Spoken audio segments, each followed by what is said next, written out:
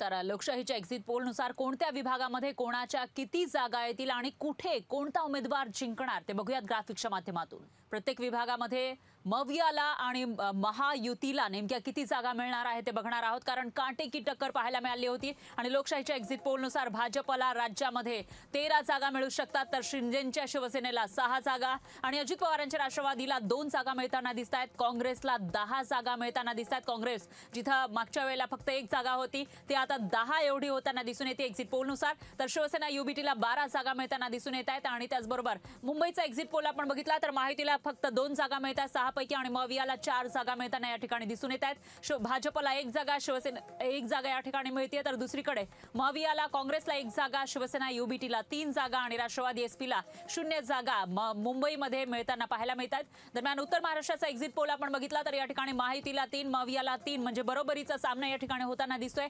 भाजपला 3, शिवसेनेला 0, राष्ट्रवादी अजित पवारांच्या राष्ट्रवादीला 0 आणि त्याचबरोबर काँग्रेसला दुसरीकडे आपण बघितलं तर काँग्रेसला 1 जागा, शिवसेना युबीटीला 1 आणि राष्ट्रवादी एसपीला 1 जागा, एक जागा या ठिकाणी उत्तर महाराष्ट्रामध्ये मिळताना दिसून येते। त्यामुळे या ठिकाणी बरोबरीचा सामना होणार असं एक्झिट पोलनुसार कळत आहे। तर विदर्भामध्ये सुद्धा तसंच काहीसं चित्र आहे। या ठिकाणी 10 पैकी महायुतीला 5 तर मवियाला 5 जागा मिळताना दिसत आहेत। भाजपच्या पारड्यामध्ये त्यापैकी 3 जागा, शिंदेंच्या शिवसेनेच्या पारड्यात 2 जागा, तर अजित पवारांच्या राष्ट्रवादीला एकही जागा मिळणार नाहीये। आणि त्याचबरोबर जर आपण महाविकास मवियाला बघितलं तर मवियाला या ठिकाणी मराठवाड्यामध्ये 6 जागा मिळताना दिसत आहेत, जागा वाढताना दिसत आहेत आणि महायुतीला मात्र फक्त 2 जागा, त्याही भाजपच्या 2 जागा येतात आणि मवियाला काँग्रेसला 2, शिवसेना युबीटीला 4 जागा, तर राष्ट्रवादी शरदचंद्र पवार पक्षाला 0 जागा या ठिकाणी येताना दिसून येत आहेत। दरम्यान पश्चिम महाराष्ट्राचा एक्झिट पोल आपण बघितला तर महायुतीला 4 जागा आणि मवियाला 7 जागा येताना दिसत आहेत। त्यापैकी भाजपला 2, शिंदेंच्या शिवसेनेला 1 आणि अजित पवारांच्या राष्ट्रवादीला 1, तर दुसरीकडे काँग्रेसला 2, शिवसेना युबीटीला 2 आणि राष्ट्रवादी एसपीला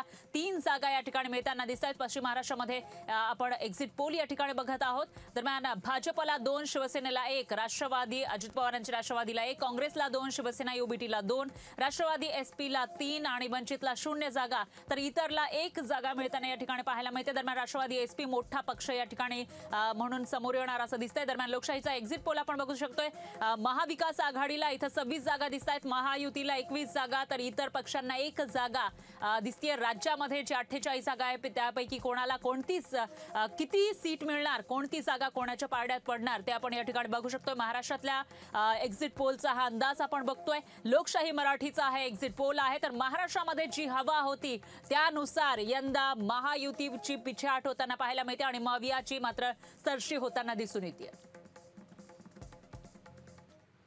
तर मराठी वृत्तवाहिन्यांच्या एक्झिट पोलमध्ये महायुतीची पिछेहाट पाहायला मिळाली आहे। महाविकास आघाडीला 22 ते 28 जागांचा अंदाज वर्तवण्यात आलाय। महाविकास आघाडीची लाट आहे की काय असा सवाल या ठिकाणी उपस्थित होतोय। तर महाराष्ट्रामध्ये महायुतीला जबरदस्त फटका बसताना दिसून येतोय। महायुती मागच्या वेळेस महायुतीला बऱ्याचशा जागा मिळाल्या होत्या, पण यंदा त्या जागा घटताना दिसून येत आहेत। जरी 2 पक्ष फुटले असले तरी देखील एकीकडे अजित पवारांची राष्ट्रवादी ही भाजपसोबत आहे, दुसरीकडे शिंदेंची शिवसेना ही सुद्धा आहे, तरी सुद्धा जास्त फायदा होताना दिसत नाहीये।